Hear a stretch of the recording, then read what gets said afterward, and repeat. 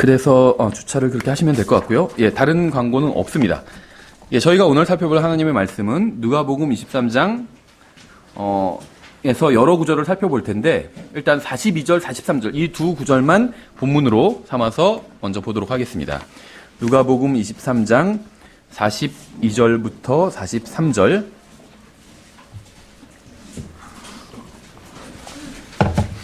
여기는 이제 죽기 전에 구원받은 사람이 나옵니다. 제가 최근에 이제 복음에 관한, 구원에 관한 설교를 몇 번 했는데, 오히려 구원에 관한 설교가 반응이 항상 뜨겁더라고요. 어떤 긍정적인 면에 있어서. 그래서 저희가 이제 주로 유튜브도 올리고 하는데, 다른 것보다 조회수도 더 빨리 올라가고, 그 다음에 연락도 와요. 그래서 최근에 어떤 분이 저한테 연락을 했는데, 제가 다시 연락은 못 드렸는데, 그 전화기가 고장이 났었습니다. 주중에. 그래서 연락을 못 드렸는데, 제가 연락을 그분께 혹시 들으시면 드리도록 하겠습니다. 근데 이제 본인이 정말 구원받았는지 좀 확인을 해달라는 거예요. 근데 사실 남이 확인해 줄 수는 없거든요. 다만 이제 좀 길을 안내해 줄 수는 있겠죠. 스스로 어떻게 내가 구원받았는지 아닌지 점검해 볼 수 있는 이제 길을 안내해 드릴 수는 있겠죠. 그래서 이제 그 길을 안내를 해 드리려고 합니다. 그러니까 지금 설교가 아니라 그분과 통화하면서. 그래서 아마 내가 구원받은 사람이 맞는지 지난주 설교를 듣고 그렇게 문의를 하셨던 것 같아요. 예, 오늘은 이제 좀 다른 관점에서 저희가 보려고 하는데요. 오늘 저희가 볼 사람은 너무나도 유명한 본문이죠. 구원에 관해선. 정말 마지막 순간에 구원받은 사람이에요. 마지막 순간에. 그렇죠?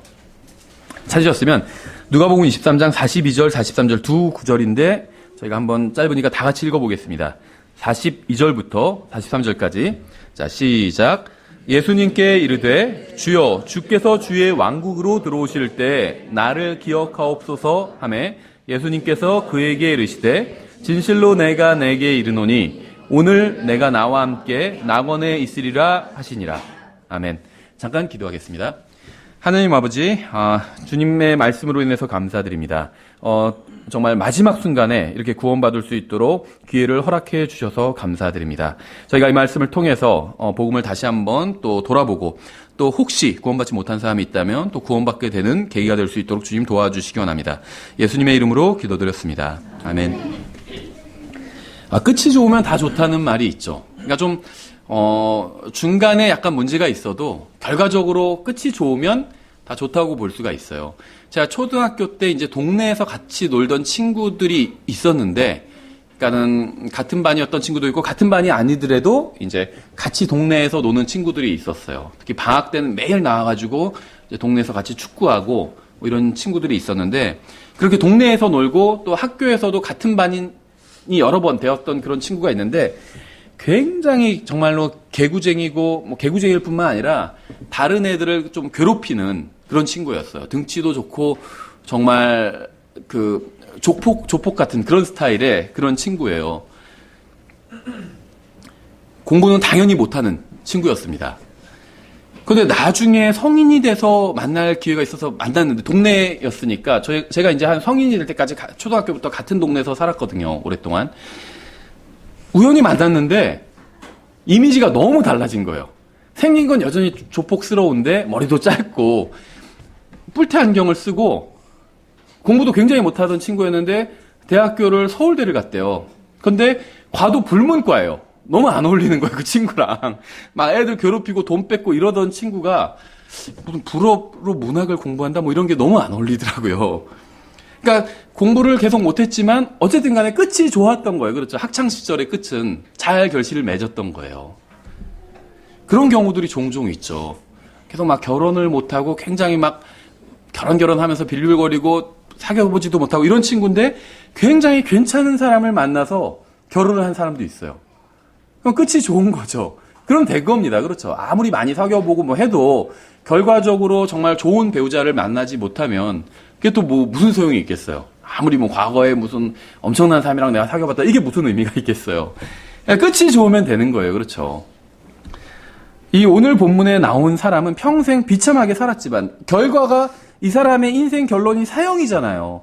그러니까 우리가 잘은 몰라도 대단히 훌륭한 인생을 산 것처럼 보이지는 않습니다. 그래서 평생 좋지 않은 인생을 살았지만 마지막 순간에 정말 엄청나게 중요한 결정을 바르게 내립니다. 그래서 이 비참한 인생을 복된 영혼으로 바꾼 사람이에요, 이 사람은. 하나님께서는 모든 사람이 구원받기를 원하십니다. 그래서 모든 사람에게 구원받을 기회를 주세요. 누군가 구원받기를 간절히 바라는 사람은 구원받을 수 있도록 하셨습니다. 만약 누군가 구원받지 못한다면 그건 하나님 때문이 아니라 자기 자신 때문이라는 거예요. 하나님께서 마련해 주신 구원을 거절했기 때문에 구원받지 못한 것이지 구원받을 방법이 없기 때문에 구원받지 못한 것은 아니었다는 거죠. 저는 제가 구원받을 때 제가 잘나고 똑똑해서 진리를 깨달은 게 아니라 성령님께서 저의 눈을 열어주셔서 제가 구원받지 못한 사람이라는 진실을 깨닫게 해주셨다고 믿습니다. 제가 구원받을 때 아버지 하나님께서 저를 자신의 아들인 예수 그리스도께로 인도해 주셨고 또 예수님께서 갈보리 십자가 위에서 죽으신 게 저를 위한 것이었음을 하나님께서 성령님을 통해서 깨닫게 해주셨다고 믿습니다. 제가 구원받을 수 있었던 유일한 이유는 주 예수 그리스도께서 저에게 구원을 제공해 주셨기 때문이었다고 저는 믿어요. 저는 구원은 오직 주님께 속한 것이라고 믿습니다. 아버지와 아들과 성령님께서 함께 일하셨기 때문에 제가 구원받는 게 가능했다고 믿습니다. 비록 제가 예수 그리스도를 구원자로 받아들이고 제가 믿은 거지만 제가 구원받은 이유는 하나님께서 저에게 은혜를 베풀어 주셨기 때문에 구원받을 수 있었다고 믿습니다. 아무리 제가 예수님을 구원자로 믿고 받아들여도 하나님께서 저에게 구원을 선물로 주시지 않았다면 제가 구원받을 수 있는 방법은 전혀 없었을 거예요. 그러니까 예수님을 믿고 구원을 받았어요. 하지만 제가 아무리 예수님을 열심히 열렬하게 믿었다 할지라도 하나님께서 저를 구원해 주시지 않으면 구원받을 수도 없었다는 거죠. 예수님을 믿었다는 게 뭐 자랑이 아니라는 겁니다. 그렇죠.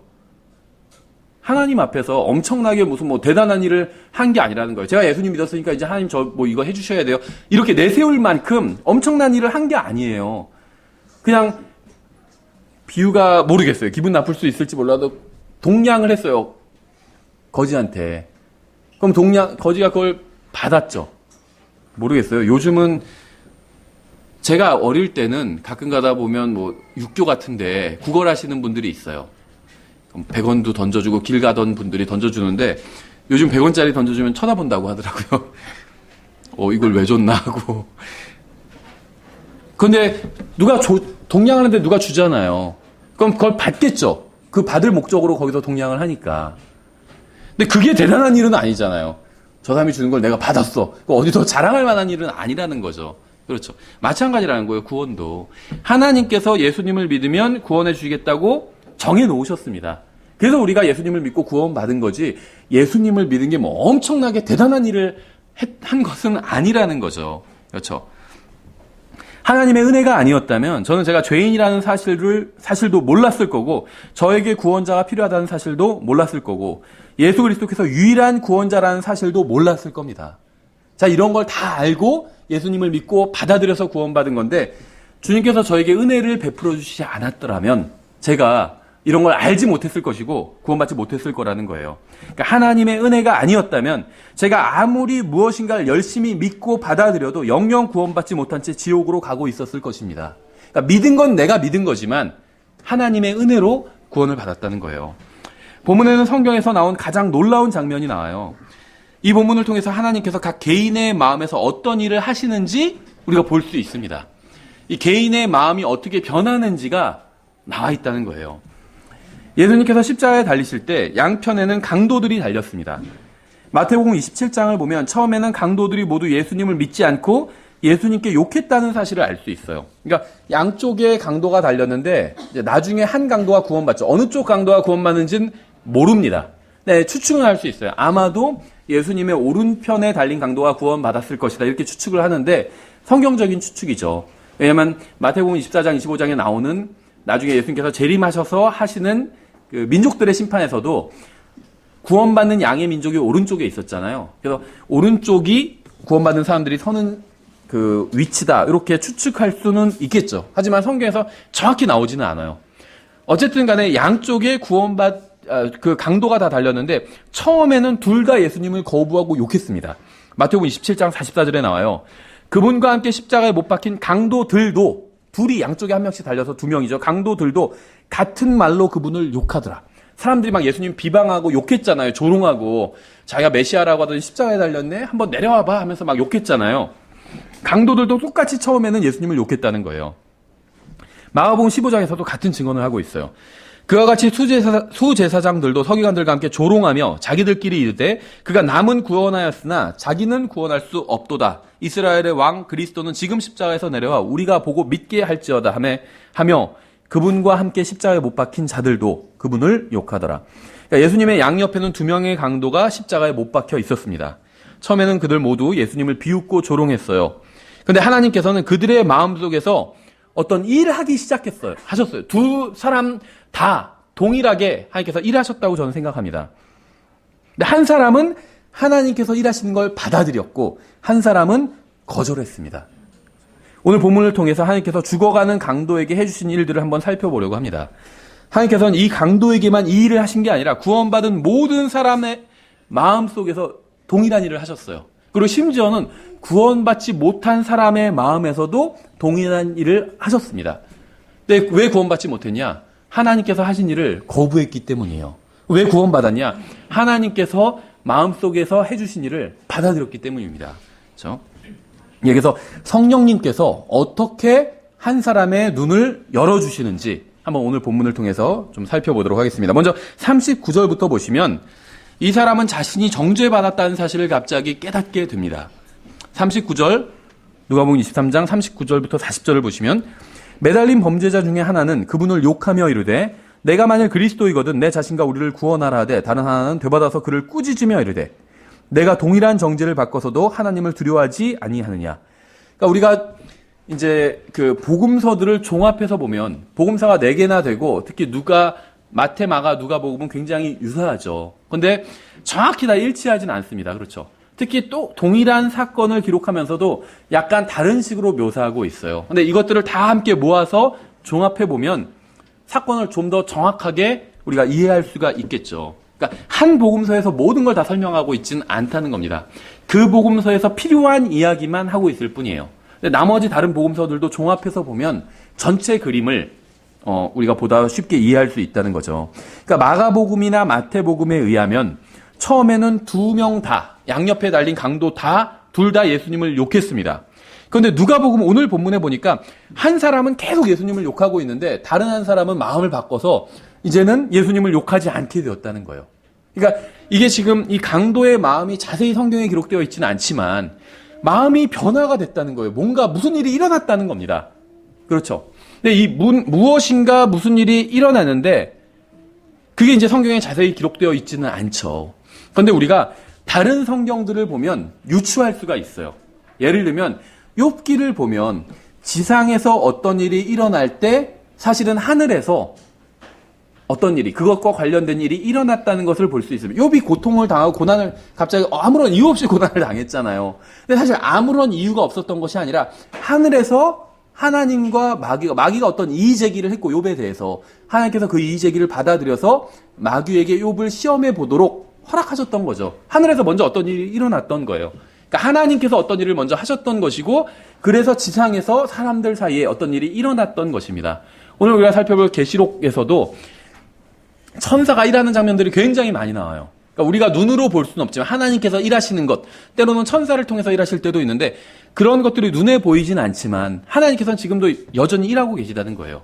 그래서 성경에서 복음서에서는 자세히 기록되어 있지는 않지만 하나님께서 어떤 특정한 일을 하셨고 그 일의 결과로 이 사람이 영향을 받아서 마음이 변하게 되었다는 거예요. 우리가 다른 사람보다 엄청나게 선한 사람이라서 제가 마음이 변화를 받고 예수님을 믿게 된 게 아니라는 겁니다. 구원받지 않은 사람 중에 선한 사람들도 많이 있어요. 그러니까 하나님의 관점에서 보면 모든 사람이 다 죄인이죠. 근데 인간적인 관점에서 봤을 땐 훌륭한 사람들도 있다는 거예요. 그렇죠. 석가모니, 공자 이런 사람들 구원받지 못한 사람들이잖아요. 하지만 훌륭한 사람이에요. 쓰레기 같은 인생을 사는 사람들은 아니잖아요. 다른 사람들에게 좋은 길을 인도해주고 그렇게 노력했던 사람이고 다만 하늘나라로 가는 길을 인도할 능력은 없던 사람들이었죠. 피조물이기 때문에. 그렇죠. 창조물이기 때문에. 우리와 근본적으로 다르지 않은 인간이기 때문에. 우리보다는 좀 더 훌륭했지만 그럼에도 불구하고 인간이기 때문에 다른 사람들을 하늘나라로 데려갈 수가 없어서 그건 예수님밖에 할 수 없는 일이기 때문에 하지 못했죠. 하지만 인간적인 관점에서 보면 훌륭한 사람들이었어요. 분명히 석가모니, 공자 다 훌륭한 사람들이었어요. 그 사람들이 쓴 글들을 보면, 남긴 이야기들을 보면 다 이 세상에서 훌륭하게 살라고 그랬지 뭐 다른 사람한테 사기치고 나쁜 짓 해라 이렇게 가르친 적이 없습니다. 다만 이 세상에서 어떻게 살아야 되는지 그것은 알고 있었는데 죽음 이후에 대해서는 몰랐던 거예요. 그래서 인도해 줄 수 없었던 거죠. 어쨌든지 간에 제가 마음의 변화를 받고 예수님을 믿고 구원받은 건 제가 다른 사람보다, 예수님을 믿지 않는 사람보다 더 도덕적으로나 아니면 다른 여러 인간적으로나 훌륭해서가 아니라는 거죠. 하나님께서 제 안에서 어떤 일을 해주셨는데 제가 그냥 그걸 받아들인 겁니다. 그렇죠. 그러니까 어떻게 보면 뭐 세상적으로 본다면 운 좋게도 바른 결정을 한 거예요. 그렇죠. 그래서 구원받은 거예요. 어떤 사람은 바른 결정을 하지 못해서 구원받지 못한 것이고, 그렇죠. 예, 그래서 본문에 보면 한 사람은 계속해서 예수님을 욕했는데 다른 한 사람은 자신이 정죄받았다는 사실을 깨달았습니다. 이건 뭐냐면 자기가 하나님 앞에서 죄인이라는 사실을 깨달은 거예요. 구원받기 위해선 반드시 이 사실을 먼저 깨달아야 됩니다. 아, 내가 죄인이구나. 그러니까 다른 사람보다 좀 못하구나. 이걸 깨달으라는 것이 아니에요. 다른 사람보다 좀 더 나을 수도 있어요. 사람끼리 비교하면 더 나을 수 있어요. 특히 우리가 비교할 때 훌륭한 사람이랑 비교하지 않잖아요. 그렇죠? 성경에 보면 하나님께서는 당신이 죄인이라고 하십니다. 복음 전할 때 이렇게 얘기해주면, 알려주면 그래도 내가 다른 사람보다는 좀 난데요 하면서 다른 사람 누구를 대느냐? 세상에서 형편없는 사람, 자기 직장에서 양심을 속이고 형편없게 사는 사람, 이런 사람을 예외로 들지 그래도 제가 이순신 장군보다 훌륭한데요. 우리나라에서 이런 사람은 없어요. 그렇죠? 그래도 나는 이완용 같은 사람은 아니야. 나라를 팔아먹은 적은 없어. 내가 좀 나쁜 짓을 좀 하긴 했지만 그래도 내가 뭐 나라를 팔아먹지는 않았자. 이런 식으로 얘기하지 내가 세종대왕보다 훌륭한데요? 이렇게 얘기하지는 않는다는 거죠. 그러니까는 사람들은 자기보다 못한 사람보다 비교해서 그래도 자기가 이 정도면 괜찮은 거 아닌가 이렇게 생각을 한다는 겁니다. 근데 성경에서 말씀하시는 사람이 죄인이다. 하나님 앞에서 정죄를 받았다. 죄인이다. 이런 얘기는 사람들끼리 비교해 보니까 네가 좀 못하다. 이런 얘기가 아니라 하나님과 비교하니까 잘못된 점이 발견됐다는 거예요. 문제가 있다는 겁니다. 사람들끼리 비교하니까 문제가 있다는 것이 아니라 하나님과 비교하니까 문제가 발견됐다는 겁니다. 그래서 이것은 어떻게 깨달을 수 있냐면 성령님께서 역사해 주셔야 깨달을 수 있어요. 어떤 사람은요, 아무리 얘기를 들어봐도 뭐 머리로는 이해가 가는데 자기가 죄인이라는 게 생각이 안 된대요. 그렇게. 그래도 저는 그렇게 나쁜 짓을 한 게 없는데 아무리 얘기를 해도 설명을 해도 알아듣지 못하더라고요.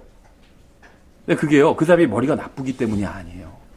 좋은 대학 간 사람도 있고 좋은 직업 가지고 있는 사람, 똑똑한 사람이에요, 세상에선. 근데 이해하지 못하고 있는 거예요. 그러니까 저보다는 훨씬 똑똑한데 이해하지 못하고 있는 거예요. 제가 이해한 걸.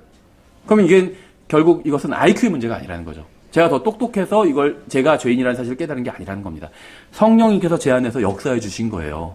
그래서 만약에 이 자리에 아니면 이 설교를 듣고 있는 분들 중에 내가 죄인이라는 걸 알겠다.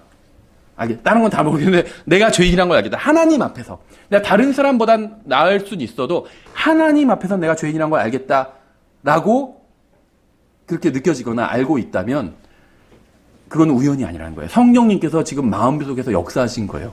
그냥 거저 알게 된 게 아니라 성령님께서 알려주신 거예요. 성령님께서. 그러니까 때로는 성령님께서 그렇게 마음속에서 그렇게 알려주실 때가 있어요. 아, 내가 하나님 앞에서 죄인이구나. 성령님께서 알려주신 거예요. 예수 그리스도의 죽으심과 묻히심과 다시 일어나심. 이게 이제 고린도전서 15장에 보면 그 복음이죠. 그래서 이 복음에 대한 사실을 듣기 전에 예수 그리스도를 구원자로 받아들이기 전에 성령께서는 먼저 죄인이라는 사실을 깨닫게 해주십니다. 하나님께서 그 다음에 죄를 찾아내실 것이라는 사실을 알려주시는 거예요. 아, 내가 하나님 앞에서 죄인이구나. 이미 정죄를 받았다는 사실을 알려주시는 겁니다. 영원한 생명을 받은 모든 사람은 구원받기 전에 자신이 죄인이라는 사실을 깨닫고 인정을 합니다. 근데 이것이 그냥 일어난 일이 아니라 성령님께서 내 마음속에서 역사하신 일의 결과라는 겁니다. 사람들은 지옥에 대한 이야기를 하는 걸 좋아하지 않아요. 그렇죠. 부정적인 설교를 하거나 지옥을 가지고 무슨 겁주는 것 이렇게 생각하고 좋지 않게 생각을 합니다. 지옥 얘기를 하는 걸. 괜히 겁주고 있다 이렇게 생각하고. 하지만 성령님께서 누군가를 구원하실 때 가장 먼저 언급하시는 게 바로 이 부분이에요. 그러니까 지옥을 가지고 괜히 겁주는 것이 아니라 지옥이 실제로 존재합니다. 죄를 지었으면 벌을 받는 곳이 존재한다는 거예요. 그건 겁주는 게 아니야. 사실을 얘기하는 거죠. 의사 앞에, 병원에 가서 의사한테 진찰을 받을 때, 마음이 뭐 1기입니다. 뭐 2기입니다. 이게 괜히 겁주는 게 아니잖아요.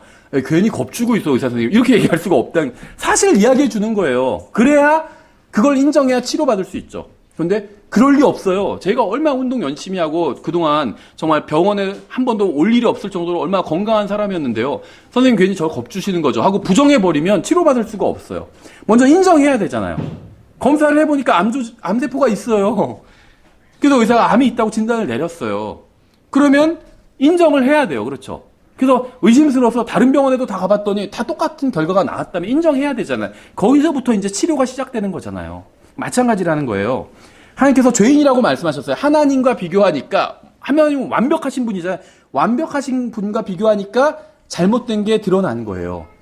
그래서 죄인이라고 하신 거예요. 그래서 거기서 이제 인정을 해야 치료받을 수 있다는 겁니다. 인정하지 않으면 치료받을 수가 없다는 거예요.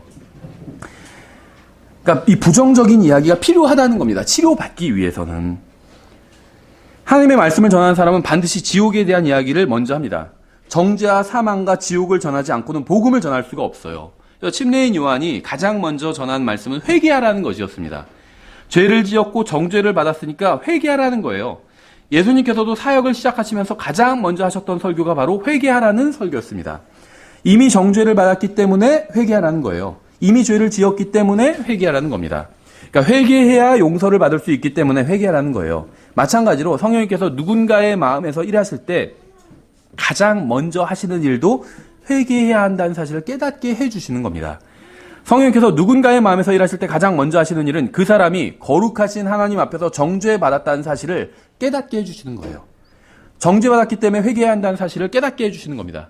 이걸 내가 깨닫고 있다, 지금 알고 있다 하시는 분은 하나님께서 내 마음속에서 역사하셨구나, 이렇게 생각하시면 됩니다. 복음을 전한다고 하면서도 죄와 심판과 정죄와 지옥에 대해서는 아무런 얘기를 하지 않는 사람들도 있어요. 죄와 심판과 지옥에 대해 이야기를 하지 않으면서 복음을 전하는 것은 복음을 전한 게 아닙니다. 성경에 의하면 성령님께서 가장 먼저 하시는 일은 죄에 대해서 깨닫게 하시는 거예요. 요한복음 16장 8절에 그분께서 오셔서 죄에 대하여, 의에 대하여, 심판에 대하여 세상을 꾸짖으시리라. 그러니까 죄에 대하여 먼저 이야기하신다는 거예요. 성령께서 죄인을 구원하려고 하실 때 그 사람의 마음에서 가장 먼저 하시는 일은 그 사람이 죄인이라는 사실, 하나님께 정죄를 받았다는 사실을 깨닫게 하시는 겁니다. 만약 어떤 사람이 성령님의 느낌이 얼마나 좋은지 밤새도록 얘기할지라도 자신이 죄인이라는 사실을 알지 못한다면 아직 성령님을 만나지 못한 거예요. 성령님께서 내 마음에 임하셔서 막 마음이 뜨겁고 갑자기 기분이 너무 좋아지고 막 몽롱해지고, 아무리 그런 간증을 한다 할지라도 자기가 죄인이라는 사실을 모른다면, 근데 하나님께서는 당신이 죄인이라고 하십니다. 그러니까 그래요? 별로 그렇게 생각 안 되는데? 이렇게 생각한다면 성령님을 만나지 못한 겁니다. 그렇죠? 그러니까 성령님을 지금 받아들였다는 얘기가 아니에요.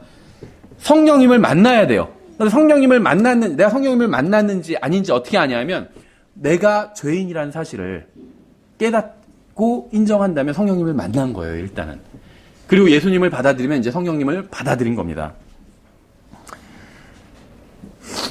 성령님께서는 제가 죄인이라는 사실을 깨닫게 해주셨습니다. 저는 성령님으로 인해서 엄청난 사실을 깨달은 거예요. 구원받기 전에도 예수님께서 온 세상을 구원하기 위해 십자가에서 죽으셨다는 사실을 알고 인정할 수 있습니다. 예수님께서 죽으시고 묻히시고 부활하셨다는 사실도 알고 인정할 수 있어요. 하지만 성령님께서 마음속에서 역사하시기 전에는 자신이 하나님 앞에서 죄인이라는 사실을 알 수 없습니다. 저는 구원받기 전에는 저에게 구원자가 필요하다는 사실을 몰랐어요. 왜냐하면 제가 구원받을 필요가 있는 죄인이라는 사실을 몰랐기 때문에. 저는 성경을 읽다가 구원받았습니다. 제가 성경을 읽을 때 성령님께서는 제가 하나님 앞에서 죄인이라는 사실을 알려주셨어요. 하나님의 말씀을 통해서. 성경에 나온 가장 훌륭한 사람들도 구원받을 필요가 있었다면 저 같은 사람은 반드시 구원받을 필요가 있다는 사실을 성령님께서 저에게 알려주신 거예요. 두 번째, 하나님을 두려워해야 한다는 사실을 깨달았어요. 오늘 본문에 나온 사람은.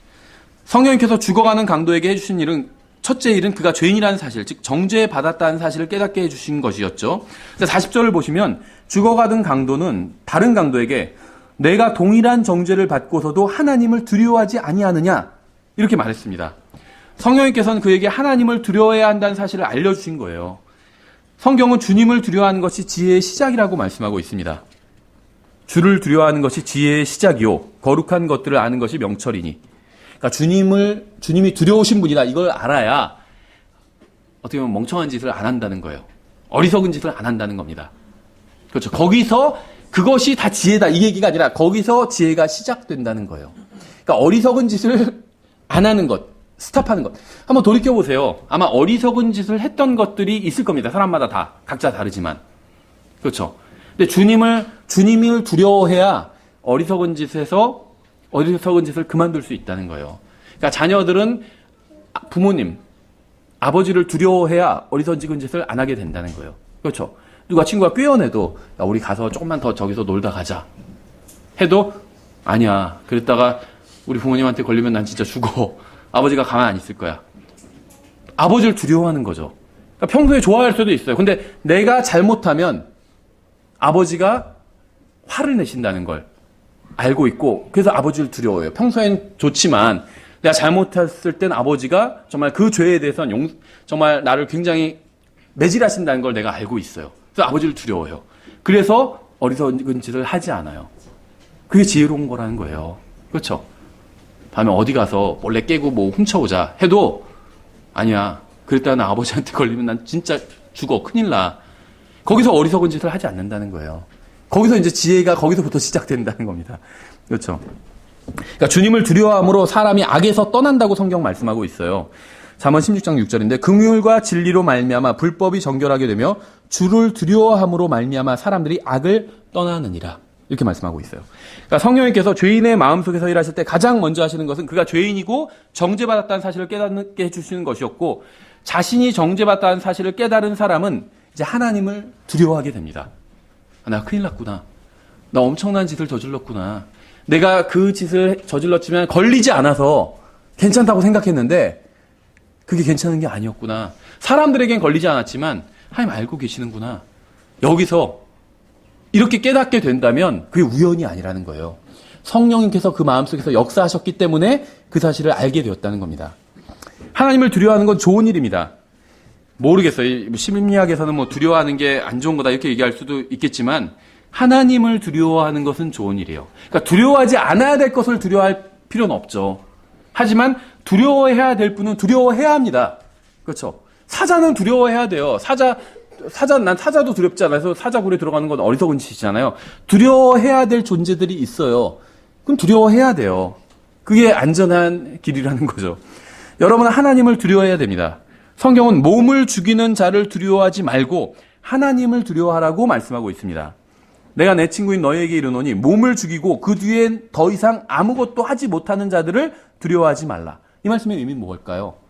몸이 죽어도요 괜찮을 수 있다는 거예요. 그게 정말 엄청나게 큰일이 일어난 건 아니라는 겁니다. 그렇죠? 누가 상을 당하시면 큰일 치르셨네요. 이렇게 우리가 얘기는 하잖아요. 큰일은 큰일이에요. 인간 측면에서 보였을 때. 그런데 하나님의 측면에서 봤을 땐 그게 엄청나게 큰일은 아니라는 겁니다. 그거보다 정말 더 큰일이 있다는 거예요. 그럼 그게 뭐냐? 오직 너희가 두려워할 분을 내가 미리 알려주신대. 미리 너희에게 알려주리니 곧 죽인 뒤에 지옥에 던져 넣는 권능이 있으신 그분을 두려워하라. 참으로 내가 너희에게 이르노니 그분을 두려워하라. 이게 큰일이라는 거예요. 죽는 게 큰일이 아니라 죽어서 지옥에 가는 게 큰일이라는 겁니다. 하나님은 사람을 지옥에 보내실 수 있는 분이기 때문에 그분을 두려워하라는 거예요. 세 번째, 오늘 본문에 나온 강도는 자신이 공정하게 정죄를 받았다는 사실을 깨달았습니다. 41절, 우리는 우리가 행한 일에 합당한 보응을 받으니 참으로 공정하게 정죄를 받거니와. 이 사람은 강도였어요. 우리는 이 사람이 어떤 죄를 지었는지는 구체적으로 알지 못합니다. 하지만 이 사람은 분명히 죄를 지은 사람이었어요. 정죄받았다는 사실뿐만 아니라 자신이 정죄받은 것이 합당한 일이라는 사실도 깨달았습니다. 자신이 정죄받은 것이 공정한 일이라는 사실을 깨달았어요. 자신이 사형 선고를 받는 게 정당하고 공정한 일이라는 겁니다. 이런 사람 많지 않아요. 그렇죠? 교도소 가보시면 안 되죠, 교도소는. 어쨌든 간에 그러니까 뭐 인터뷰한 사람의 이야기를 들어보면 다 억울하도, 대부분은 다 억울하다고 이야기를 합니다. 감옥에 있는 사람들이. 끝까지 항소하잖아요. 그렇죠. 1심에서 형이 확정되면 그걸 받아들이는 사람은 굉장히 적어요. 굉장히 적어요. 그러니까 자기가 사형 선고를 받은 게 공정한 일이라고 인정을 했습니다. 이 사람은. 이러한 깨달음은 모두 성령님께서 주시는 거예요. 내가 죄를 지었고 그 죄에 대해서 벌을 받는 것은 당연하다. 공정하다. 내가 지옥에 가게 된다. 이건 공정한 일이다. 억울한 일이 아니다. 이렇게 깨닫게 해주시는 분은 하나님이라는 겁니다. 성령님이라는 거예요. 성경은 죄의 삭시 사망이라고 말씀하고 있습니다. 하지만 이 세상 사람들은 이러한 사실을 모르면서 살아가요. 성령께서 죄인의 마음에서 역사하기 시작하시면 죄의 삭시 사망이라는 사실을 깨닫게 해주신다는 겁니다. 사람들에게 그들이 죄인이고 그 삭스로 죽어야 되고 지옥에 가야 한다고 말해주면 사람들은 더 이상 얘기를 듣고 싶어하지 않습니다. 자신은 그렇게 심한 죄인이 아니라고 얘기해요. 죄를 지었다고 죽어야 되고 지옥에 가야 된다는 것은 억울하다고 이야기를 합니다. 죄를 지은 사람이 죽어야 하고 지옥에 간다면 영원히 고통받는 것은 이건 정당하지 못하다 이렇게 이야기를 합니다. 죽음과 지옥으로 정죄하시고 심판하시는 하나님이 정당하지 못하다고 이야기를 합니다. 하지만 성령님께서 죄인의 마음속에서 일하시면 그 사람의 눈을 열어주셔서 자신이 죄인이라는 사실을 보게 하시고 인정하게 하시고 알게 하신다는 거예요. 자신이 지옥으로 가고 있는 존재라는 사실을 알게 하시고 자신이 지옥으로 가는 것은 정당한 심판의 결과라는 사실을 인정하게 하신다는 겁니다. 이러한 일은 모두 성령님께서 사람의 마음속에서 하시는 일이에요. 본문에 나온 강도는 몇 시간 전까지만 해도 예수님을 욕하며 비방하던 사람이었습니다. 다른 강도와 함께 예수님을 욕했어요. 근데 지금은 예수님을 욕하는 사람을 꾸짖고 있습니다. 어떻게 이런 일이 가능할까요? 예수님을 욕하던 사람이 어떻게 해서 예수님을 믿게 된 것일까요? 예수님을 욕하고 자신을 십자가에서 내려달라고 하면서 비아냥거리던 사람이 어떻게 해서 자신이 받는 정죄가 정당한 것이라고 고백하게 된 것일까요? 무슨 일이 이 사람한테 일어난 걸까요? 성령님께서 이 사람의 마음 속에서 일하시면서 이 사람에게 진리를 알려주신 겁니다. 계시해 주신 거예요. 이 사람이 죄인이고 정죄를 받는 것은 합당하다는 사실을 깨닫게 해주신 겁니다. 하나님의 거룩하신 영께서 이 사람의 마음을 바꿔주신 거예요. 이 사람의 마음속에 빛이 비추기 시작한 겁니다. 요한복음 1장에 의하면 빛이 마음속에 비추기 시작한 거예요. 근데 어둠을 더 사랑해서 자기 악한 행위가 드러날까봐 어둠을 사랑해서 어둠으로 도망가지 않은 거예요. 이 사람은. 빛이 비추니까요. 자기의 마음을 그냥 있는 그대로 다 하나님의 말씀의 빛에 비춰서 성령님의 역사에 비춰서 들여다본 겁니다. 도망가지 않고. 이 사람은 이 빛을 싫어하거나 피하고 계속 어둠 속에 거한 게 아니라 그 빛으로 오히려 나아온 겁니다. 빛이 비추니까 빛의 방향으로 나아온 거예요. 이 사람은 예수님이 아무 잘못도 없다는 사실을 깨달았습니다. 보통 사람과는 다르다는 사실을 깨달았어요. 41절에 우리는 우리가 행한 일에 합당한 보응을 받으니 참으로 공정하게 정죄를 받거니와 이 사람은 아무 잘못도 행하지 아니하였느니라. 죽어가던 강도의 고백을 한번 잘 보세요. 이 사람은 예수님 말하는 거죠. 아무 잘못도 행하지 아니하였느니라. 성령님께서 마음속에서 역사하셔서 자신이 죄인이고 정죄를 받는 것은 합당하니라는 사실을 깨닫게 하신 후에는 정말 더 놀랍고 영광스러운 진실을 알게 해주십니다. 그러니까 뭐냐면 요한복음 1장에 나온 그대로예요. 빛을 비춰주셨는데 빛으로 나오면 또 다른 빛을 비춰주십니다. 그렇죠? 참 빛을 비춰주신다고 했잖아요. 빛으로 나온 사람은 참 빛을 비춰주신다고 했어요. 요한복음 1장에 보시면. 근데 처음에 비춰주신 빛을 거부하면 어떻게 되죠? 더 이상 빛을 비춰주지 않으세요. 근데 처음에 비춰주신 빛은 무엇이냐면 하나님 앞에서 내가 죄인이라는 빛이었어요. 근데 그걸 거부하면 더 이상 하나님께서는 역사하지 않으신다는 거예요. 일하지 않으신다는 겁니다. 근데 그 빛을 받아들여요. 그럼 하나님께서는 계속해서 일하기 시작하신다는 겁니다. 그러면서 또 다른 빛을 비춰주세요. 그 또 다른 빛은 무엇이냐면 그런데 너는 하나님 앞에서 죄인이지만 예수님은 하나님 앞에서 아무런 죄가 없는 분이다. 이 사실을 알려주시는 거예요. 예수님은 무죄하신 분이다. 의로우신 분이다. 이 사실을 알려주시는 거예요. 만약에 여러분 가운데 예수님은 의롭고 훌륭한 분이다. 무죄한 분이다. 단 한 번도 아주 작은 죄를 또 단 한 번도 지은 적이 없는 분이다. 이렇게 마음에 동의가 되신다면 왜 그런 일이 일어난 줄 아세요? 왜 내 마음속에서 이런 사실이 동의가 되는지 아세요? 다 동의하는 게 아니잖아요, 사람들이. 이 세상에 동의하지 않는 사람들이 더 많아요. 예수님이 무죄하다고? 작은 죄도 한 번도 지은 적이 없다고? 에이, 그게 말이 돼? 거부하는 사람들이 훨씬 많아요. 근데 내가 믿고 있다면 그 사실을 왜 믿고 있는지 아세요? 성령님께서 내 안에서 일하셨기 때문이에요. 일하신 거예요. 성령님의 일의 결과라는 거죠, 그건. 성령님께서는 결코 사람을 자신이 정죄받았다는 사실을 깨달은 상태로 두고 가지 않으십니다. 내가 하나님 앞에서 죄인이구나. 내가 지옥에 갈 수밖에 없구나. 이 사실을 깨닫게 되면요. 성령님께서 그대로 두고 떠나시지 않는다는 거예요. 이 사람이 첫 번째 진리를 받아들였으니까 이제는 됐군 하고 떠나지 않으신다는 겁니다. 바로 두 번째 진리, 정말 빛을 받아들이면 참 빛을 비춰주기 시작하신다는 거예요. 그 참 빛은 예수 그리스도께서는 의로우신 분이라는 사실이에요. 그걸 바로 비춰주신 거예요, 이 사람한테. 예수님께서 죄가 없는 분이라는 사실을 아는 것은 정말 놀라운 일입니다. 생명이 보이기 시작한 거예요. 이제 문제가 해결되기 시작하는 겁니다. 예수님께서 죄가 없는 분이라는 사실을 깨닫는 것은 여러분이 똑똑해서가 아니에요. 성령님께서 역사하시지 않으면 아무도 이 사실을 깨달을 수 없습니다. 성령님께서는 죄인의 마음속에서 일하시면서 그가 정죄받았다는 사실을 보여주십니다. 그리고 그가 그 사실을 받아들이면 십자가로 데려가셔서 십자가에 달린 하나님의 아들을 보여주시면서 예수 그리스도께서는 죄가 없으신 분이라는 사실을 보여주시는 거예요. 그러니까 내가 하나님 앞에서 죄인이라는 사실을 인정한 사람은 그 상태로 그냥 두시는 게 아니라 그 사람은 이제 데려가셔서 십자가 앞으로 데려가신다는 겁니다. 그러면서 이 십자가에 달린 이분은 죄가 없는 분인데 너를 대신해서 십자가에 달린 분이라는 사실을 깨닫게 해주신다는 거예요. 알려주신다는 거예요. 예수님께서는 아무런 잘못이 없다는 사실을 보여주신다는 겁니다. 단 하나의 죄도 지은 적이 없다는 사실을 보여주신다는 거예요. 단 하나의 율법 조항도 어긴 적이 없다는 사실을 보여준다는 겁니다. 단 한 번도 불의한 일을 하신 적이 없다는 사실을 보여주는 거예요. 그런데 단 한 번도 죄를 지은 적이 없는 분이 십자가에 달려 있는 거예요. 왜 달려 있을까요? 왜 달려 있는지, 왜 십자가에 달리셨는지 그 이유를 하나님께서 알려주시기 시작하신다는 겁니다. 그러니까 내가 죄인이라는 사실을 인정하고 예수님께서 죄가 없는 분이라는 사실을 인정한 사람에겐 그 진리를 알려주신다는 거예요. 이 강도는 몇 시간 전만 해도 예수님을 비방하고 욕하던 사람이었습니다. 예수님을 조롱하던 사람이었지만 그의 마음속에선 아주 특별한 일이 일어났어요. 특별한 일. 이 일은 모든 사람의 마음속에서 다 일어나야 됩니다. 정말 중요한 일이에요. 하나님께서는 이 사람에게 세 개의 십자가 중 가운데 달린 분은 단 하나의 죄도 없는 분이시고 평생 단 한 번도 죄를 지어본 적이 없는 분이라는 사실을 보여주셨고 깨닫게 해주셨습니다. 이 강도가 어떻게 이러한 사실을 알게 되었을까요? 성경 공부를 해서 알게 되었을까요? 설교를 듣고 신학교에 가서 공부해서 알게 되었을까요? 주일학교에서 배웠을까요? 지금처럼 이런 사실을 알려주는 설교를 듣고 알게 되었을까요? 아니면 모든 사람이 구원을 받고 진리의 지식에 이르기를 원하시는 하나님께서 이 사람에게 직접 알려주셨을까요? 이 강도는 십자가 위에서 죽어가고 있었습니다. 이 사람이 살아있을 수 있는 시간은 얼마 남지 않았어요.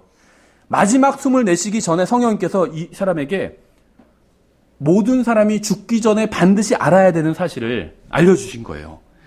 구원받을 마지막 기회를 주시고 진리를 알려주시고 깨닫게 해주신 겁니다. 그렇죠. 이 사람은 마지막 기회를 붙잡은 거예요. 근데 옆에 달린 다른 강도는 그 기회를 놓쳐버린 겁니다. 그렇죠. 이 사람은 예수님이 주님이라는 사실을 깨달았습니다. 모든 것의 주인이 되시는 분이구나. 이 사실을 깨달은 거예요. 42절에 예수님께 이르되 주여 주께서 주의 왕국으로 들어오실 때 나를 기억하옵소서 하매 예수라는 것은 사람의 이름입니다. 그렇죠.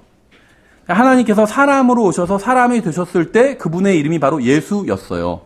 강도는 사람이신 예수님을 주님이라고 불렀습니다. 주님이라고.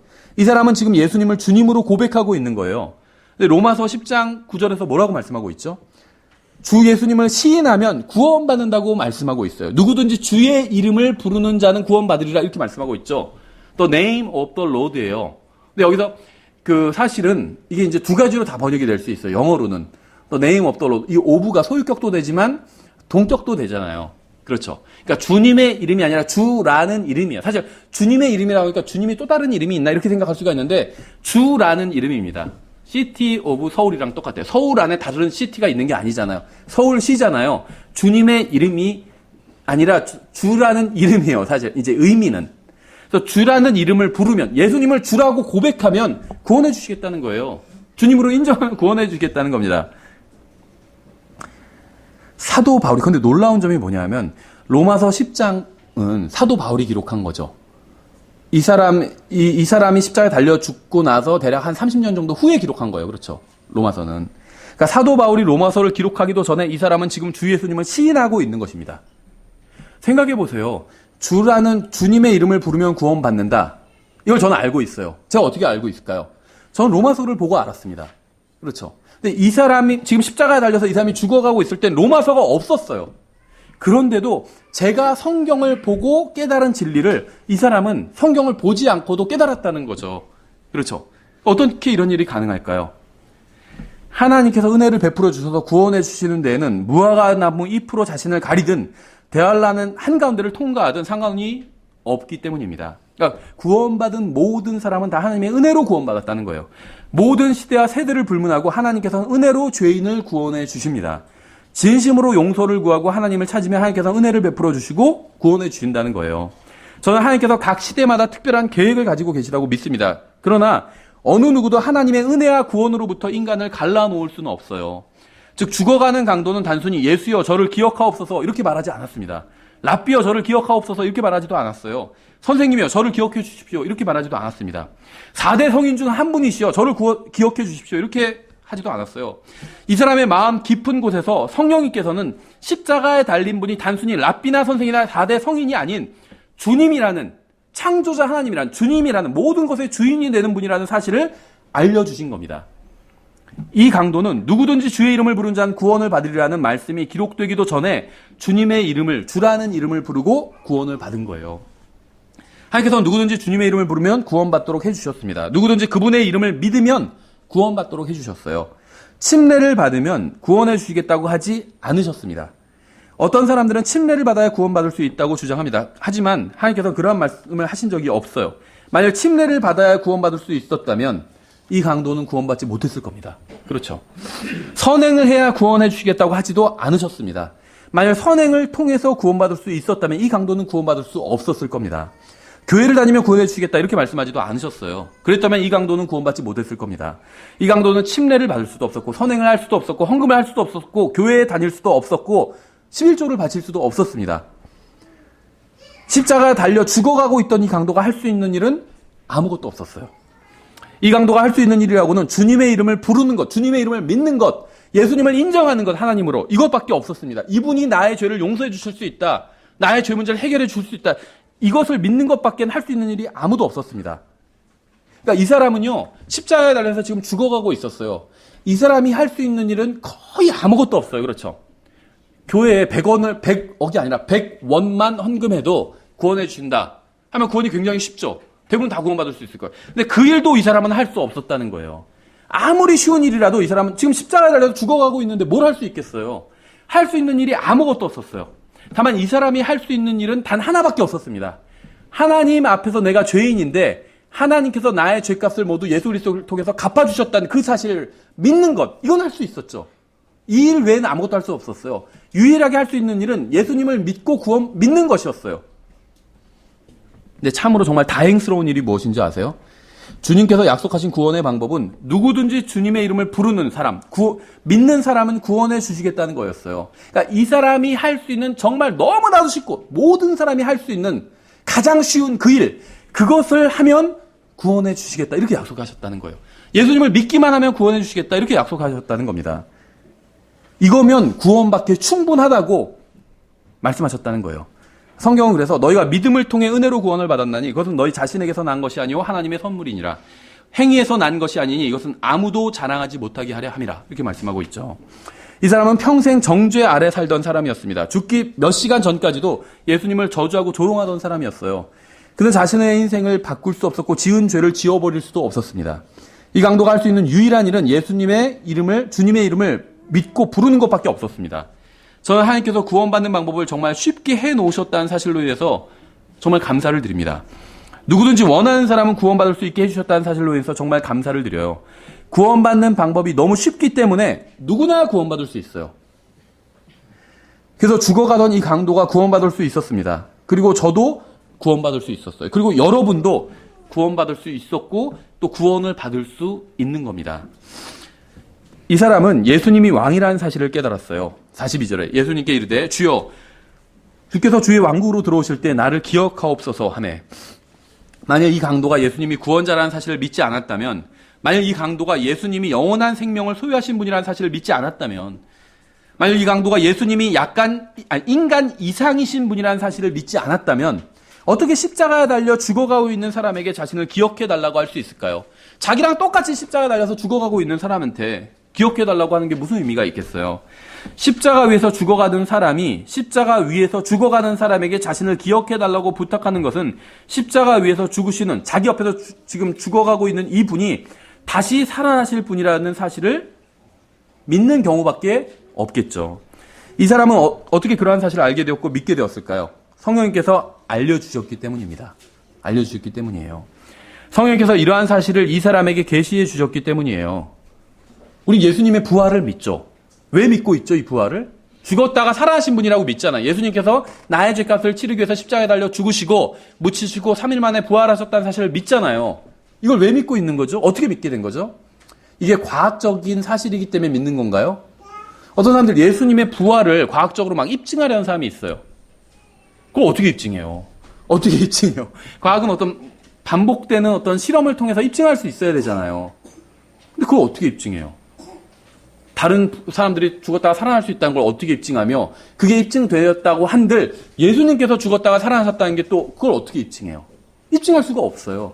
그러니까 잘 들으셔야 돼요. 예수님께서 부활하셨다는 건 과학적인 사실은 아니라는 거죠. 사실은 사실이에요. 전 사실이라고 믿어요. 근데 과학적으로 입증할 수 있는 사실은 아니라는 겁니다. 그렇죠. 근데 우리가 일반적으로는 과학적으로 입증이 안 되는 사실은 믿지 않아요. 그게 정상인이에요. 그렇죠. 일반적으로 보통 이 현대 문명 사회에 교육을 받은 사람은 과학적으로 입증되지 않은 일은 믿지 않습니다. 그렇죠. 그런데 우리는 예수님의 부활은 과학적으로 입증되지 않았지만 그걸 믿어요. 어떻게 이게 가능할까요? 성령님께서 역사하셨기 때문이에요. 내 마음속에서 그게 사실이라고 믿으라고 말씀하시죠. 저는 단 한치의 의심도 없거든요. 예수님께서 부활하셨다는 사실을 단 하나의 의심도 없이 믿습니다. 왜 그런지 아세요? 성령께서 알려주셨기 때문이에요. 네 옆에 십자가에 달린 분은 죽은 자들로부터 부활하실 분이다. 죽음을 이기고 다시 살아나실 분이다. 그분은 하나님의 아들이시다. 그분은 영생을 나눠주시는 분이시다. 그분은 지금 온 세상의 죄값을 치르기 위해서 십자가 위에서 죽으시지만 부활하실 분이시다. 그분은 구원자시고 영원한 왕국의 왕이시다. 성령님께서 이러한 사실을요, 이 강도에게 알려주신 거예요. 근데 이 강도는요, 이걸 받아들인 겁니다. 성령님께서 마음속에 알려주신 이 사실을 받아들인 거예요. 아마 여러분 중에서도 이런 분이 있을 거예요. 또 이 설교를 듣는 분 중에서도 진짜 예수님을 믿어야 되나? 내 하나님 앞에서 죄인인가? 그분을 믿어야 정말 구원받을 것 같은가? 이런 생각이 드는 분들이 있을 거예요. 왜 그런 생각이 드는지 아세요?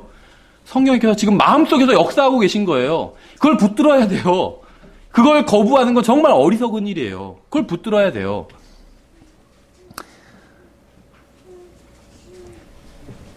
이 사람은 예수님을 주님이라고 부르면서 자신을 기억해 달라고 간구했습니다. 이 강도는 예수님께서 다시 살아나실 것을 믿었기 때문에 자신을 기억해 달라고 간구한 거예요.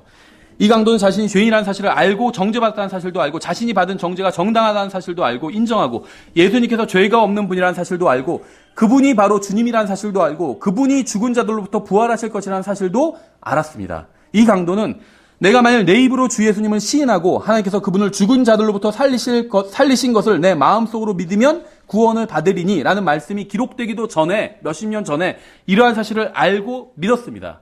이건 정말 놀라운 일이에요. 우리는 지금 예수님께서 죽으셨다가 부활하시고 승천하신 지 2000년 후에 살고 있습니다. 우리는 신약 성경을 모두 가지고 있어요. 우리는 예수 그리스도께서 다시 오시고 그분은 왕 중의 왕이시고 주 중의 주라는 사실도 알고 있습니다. 그분께서 온 세상을 통치하실 것이라는 사실도 알고 있습니다. 우리가 이런 사실을 알고 있는 이유는 하나님께서 이러한 사실을 성경을 통해서 우리에게 알려주셨기 때문이에요. 저는 하나님께서 이러한 사실을 저에게 알려주신 게 너무 감사합니다. 그런데 이 강도의 경우는 정말 특별해요. 이 사람은 신약 성경을 단 한 권도 가지고 있지 않았습니다. 예수님께서 아직 죽으시지도 묻히시지도 부활하시지도 않으셨어요. 예수님은 피를 흘리면서 십자가에 달려 계실 뿐이었습니다. 그런데 이 강도는 죽어가던 예수님을 보고 마치 그분께서 이미 부활하신 것처럼 그분을 믿었어요. 죽어가는 예수님을 보고 그분을 왕 중의 왕이요 주 중의 주라고 믿었습니다. 죽어가는 예수님을 보고 다시 오셔서 왕국을 세우실 분이라고 믿었어요. 여러분은 어떤지 모르겠지만 저는 이 사람이 성경에 나오는 모든 사람 중에서 가장 놀라운 믿음을 가진 사람이라고 믿습니다. 우리는 부활하신 예수님께서 이 세상을 통치하러 오실 것을 믿어요. 하나님의 오른편에 앉아 계신 분께서 철장으로 권력으로 온 세상을 통치하실 분이라는 사실을 믿습니다. 우리는 예수님께서 부활하시고 승천하신 후에 이렇게 믿는 거예요.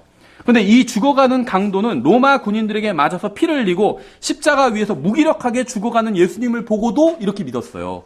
그는 아무것도 보지 못했지만 믿었고 성경은 바로 이러한 것이 믿음이라고 부르고 있습니다. 이 강도가 바라보던 예수님은 머리에 가시관을 쓰고 피를 흘리고 계셨어요. 로마 군인들에게 얼굴을 맞으셔서 퉁퉁 부어오른 상태였습니다. 수염을 뜯기셔서 피로 얼굴이 얼룩진 상태였어요.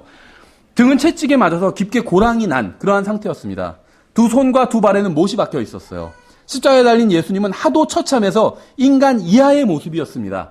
그래서 시편 26편 6절 메시아 시편에서는 뭐라고 예언하고 있냐면 예수님이 인간의 모습이 아닌 벌레의 모습과도 같다고 말씀하고 있어요. 시편 22편 메시아 시편이에요.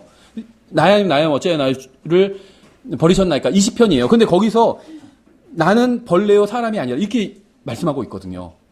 하도 모습이 처참해서 벌레에 비유될 정도로 이렇게 말씀하고 있는 거예요. 그런데 이 강도는 그런 예수님을 보고 주님이라고 믿은 겁니다. 그런 예수님을 보고 이 세상에 다시 오셔서 왕으로 통치하실 분으로 믿은 거예요. 이건 정말 엄청나게 놀라운 믿음입니다. 마지막으로 7번째, 이 강도는 예수님이 다시 오신다는 사실을 깨달았습니다. 42절, 예수님께 이르되 주여 주께서 주의 왕국으로 들어오실 때 나를 기억하옵소서 하네. 이 강도는 예수님이 다시 오신다는 사실을 깨달았어요. 그래서 그는 주님께서 다시 오셔서 왕으로 통치하실 때 자신을 기억해 달라고 부탁을 한 겁니다. 주님께서는 이 강도를 결코 잊지 않으실 겁니다. 죄로 인해 버림받았던 사람이 있었어요. 성령께서 마음속에서 일하시자 그는 자신이 죄인이고 버림받았고 정죄받았다는 사실을 깨달았습니다. 이러한 사실을 부인하거나 거부하지 않았어요. 그는 죄가 없으신 하나님의 아들에 대해서 알게 되니까 그분을 주님이라고 불렀습니다. 그리고 그분이 부활하실 것을 믿고 그분께서 왕국을 세우실 때 자신을 기억해 달라고 간구를 했습니다. 예수님께서 이 사람을 잊으실 수 있을까요? 어떻게 보면 인간의 몸으로 오셔서 가장 처참한 모습을 하고 계신 상태였잖아요. 근데 그때 유일하게 예수님을 믿은 사람이에요. 예수님께서 이 사람을 잊을 수 있으실까요? 그렇죠? 전 예수님께서 결코 이 사람을 잊지 않으실 거라고 생각을 합니다. 예수님께서는 사람의 외모를 취하지 않으십니다. 성령님께서는 제가 죄인이라는 사실을 알려주셨어요. 제가 정죄받아 마땅하다는 사실도 알려주셨습니다. 그리고 저에게 예수 그리스도라는 죄 없는 분을 알려주셨습니다. 저는 그분을 주님으로 받아들였어요. 그분의 부활과 다시 오심을 믿었습니다. 예수님께서는 저를 결코 잊지 않으실 거예요. 예수님께서는 제가 그분의 일부가 되어서 그분의 영광에 참여하게 하실 겁니다. 제가 대단한 사람이라서 예수님의 영광에 동참하게 된다고 믿는 게 아닙니다. 저는 죽어가는 강도와 같은 사람이라고 생각해요. 죽어가고 있잖아요. 죽어가는 강도, 하나님 앞에서 죄인이잖아요. 본질적으로 저는 이 죽어가는 강도와 저의 모습이 크게 다르지 않다고 생각을 합니다. 주님의 이름을 부르는 것밖에 할 수 있는 게 아무것도 없는 정죄받고 죽어가던 강도와 같은 사람이었어요, 저는. 이 강도에 비해서는 다른 일을 할 수 있는 것처럼 보일지 몰라도 하나님 앞에서 하나님께 받아들여질 만한 일은 제가 할 수 있는 일이 아무것도 없었다는 거예요. 그런데 하나님께서는 저의 눈을 열어주셔서 십자가에 달린 예수님이 온 세상의 구원자라는 사실을 보게 해주셨습니다. 예수님이 정말 온 세상의 구원자다. 내 죄값을 십자가에서 다 치러주셨다. 이렇게 생각하고 있는 분이 있다면 그 이유가 무엇이냐면 하나님께서 눈을 열어주셨기 때문이에요. 만약 여러분 중에도 이러한 사실을 아는 분이 있다면 십자가에 달린 분이 자신의 죄값을 치러줄 수 있는 유일한 분이라는 사실을 깨달은 분이 있다면 자신이 죄인이고 정죄받았고 죽어가야만 하고 십자가 위에서 죽으신 분이 죄 없은 분이신 하나님의 아들이라는 사실을 알고 그분이 다시 오실 것을 안다면 여러분이 지금 이러한 제가 방금 열거한 사실을 알고 있다면 그 이유는 하나님의 거룩하신 영께서 여러분의 마음속에서 일하셨기 때문입니다. 하나님께서는 십자가 위에서 죽어가던 강도에게 이러한 사실을 보여주신 것처럼 여러분과 저에게도 이러한 사실을 보여주셨어요. 성경은 이 세상의 신이 믿지 않는 자들의 마음을 가려 하나님의 형상이신 그리스도의 영광스러운 복음의 빛이 그들에게 비치지 못하게 하였느니라 이렇게 말씀하고 있습니다. 여러분은 어떻게 해서 한때 눈이 멀었으나 지금은 보게 되었는지 아세요? 여러분이 똑똑해서가 아니라 하나님께서 은혜와 자비가 충만하신 분이기 때문에 여러분이 진리를 볼 수 있게 된 것입니다. 저는 그렇게 믿어요. 43절에 이렇게 되어 있죠. 예수님께서 그에게 이르시되 진실로 진실로 내가 내게 이르노니 오늘 내가 나와 함께 낙원에 있으리라 하시니라. 예수님께서는 오늘 강도가 예수님과 함께 낙원에 있을 것이라고 말씀하셨습니다. 지금 말하고 있는 바로 그 같은 날 예수님과 강도는 낙원에서 함께 교제를 나누게 될 것이라고 말씀하셨어요. 성경에 의하면 죽으면 혼이 잠자는 것도 아니고 없어지는 것도 아니고 연옥이 있는 것도 아니고 환생이 있는 것도 아닙니다. 예수님을 믿고 죽으면 죽은 그날 바로 예수님과 함께 낙원에 있게 됩니다. 이것이 성경이 가르치는 교리예요. 저는 죽으면 잠자는 상태로 들어가지 않습니다. 아무것도 모르는 상태가 되지도 않아요. 연옥에 가지도 않고 사라져버리지도 않습니다. 저는 예수님과 함께 낙원에 있게 될 것입니다. 제가 예수 그리스도를 개인적인 구원자로 받아들이는 순간부터 이 세상에서 마지막 숨을 쉴 때까지 예수님께서는 단 한 번도 저를 혼자 내버려 두신 적이 없습니다. 제가 이 세상을 떠나게 되면 얼굴과 얼굴을 맞대고 예수님과 함께 영혼을 보내게 될 겁니다. 죽어가던 강도는 예수님을 믿으면 얻게 되는 이익을 구하지 않았어요. 제가 믿으면 뭐 해주실 건가요? 구하지 않았다는 겁니다. 자신을 십자가에서 내려가게 해주면 믿겠다고 하지 않았습니다. 이 문제만, 이 세상에서 내가 문제를 가지고 있는데 이런 문제들만 해결해주면 예수님을 믿겠다고 하지도 않았습니다. 감옥에서 나가게 해주면 예수님을 믿겠다고 하지도 않았습니다. 경제적인 문제를 해결해주면 믿겠다고 하지도 않았어요. 원하는 것을 이루어주면 믿겠다고 하지도 않았습니다. 이 사람은 예수님이 주시는 선물이 아니라 예수님을 원했어요. 예수님께서 나를 기억해달라고 예수님을 원한 거예요. 그렇죠? 예수님을 믿었어요. 주님으로 불렀습니다. 이 사람은요, 완전히 세계관이 바뀐 거예요. 이제는 이 세상에서 어떻게 되어도 상관이 없다고 생각했습니다. 생각해 보세요. 정말 예수님께서 주님이라고 믿는다면, 주님, 제가 이 세상에서 조금 더 살게 해주세요. 이렇게 구할 수도 있었을 거 아니에요. 그런 걸 구하지 않았다는 거예요. 왜냐면요, 이제는 삶과 죽음이 크게 중요한 게 아니구나. 이걸 깨달은 거예요. 몸으로는 떠나서 주님과 함께 있게 되는 게 가장 좋은 거구나. 이걸 깨달은 겁니다. 그렇죠? 그래서 예수님을 믿었고 주님으로 불렀습니다. 이제는 이 세상에서 어떻게 되든 상관하지 않게 되었어요. 십자가 위에서 내려오지 못해도 상관없다는 사실을 깨달은 거예요. 조금 있으면 죽게 돼도 상관이 없었습니다. 저의 생명을 조금만 더 연장해 주세요. 히스기야처럼 10년만 더 살게 해주세요. 이런 거 구하지도 않았다는 거예요. 이 세상에서 대단한 사람이 되거나 돈을 많이 벌지 못하거나 좋은 집에서 살지 못해도 상관이 없다는 사실을 이 강도는 깨달은 거예요. 그래서 예수님께서 자신을 기억해 주신다면 그것으로 만족할 수 있었던 겁니다. 왜냐하면 그의 혼은 예수 그리스도 안에서 안전하게 되었기 때문에. 여러분의 혼은 예수 그리스도 안에서 안전한가요? 여러분은 구원 받았나요? 여러분도 이 강도처럼 가장 현명한 결정을 하신 적이 있으신가요? 여러분이 죄인이고 예수님이 구원자라는 사실이 옳다고 생각된다면 여러분의 마음속에서 성령님께서 일하고 계신 것입니다. 여러분 중에는 성령님께서 하시는 일을 거부하는 어리석은 사람이 없기를 바랍니다. 네, 기도하겠습니다. 하나님 아버지, 이 세상에서 비참하게 살다가 큰 죄를 짓고 사형을 당하게 된 오늘 본문에 나온 이 강도에게 마지막으로 죽기 직전에 구원받을 수 있는 기회를 허락해 주셔서 감사드립니다. 이 사람이 구원받을 수 있게 해주셔서 감사드립니다. 이 사람의 마음속에서 일해 주셔서 감사드립니다. 이 사람의 눈을 열어주셔서 감사드립니다. 그리고 또 저희들에게도 기회를 주셔서 감사드립니다. 저희들이 자신이 죄인이라는 사실을 알 수 있도록 저희들의 마음속에서 일해 주셔서 감사드립니다. 예수님이 누구시고 십자가 위에서 어떤 일을 하셨는지 알 수 있도록 저희들의 마음속에서 일해 주셔서 감사드립니다. 저희들의 눈을 열어주셔서 감사드립니다. 지금 바라옵나니 만일 이 자리에 또 이 설교를 듣는 사람 가운데 아직도 자신이 죄인이라는 사실을 모르고 예수님께서 십자가 위에서 자신을 위해서 어떤 일을 해주셨는지 모르는 사람이 있다면 주님께서 저희 마음속에서 역사해 주셨던 것처럼 또 이 죽어가는 강도의 마음속에서 역사해 주셨던 것처럼 그 사람의 마음속에서도 역사해 주셔서 구원받을 수 있도록 도와주시기 원합니다. 감사드리며 예수님의 이름으로 기도드렸습니다. 아멘. 예, 다시 일어나셔서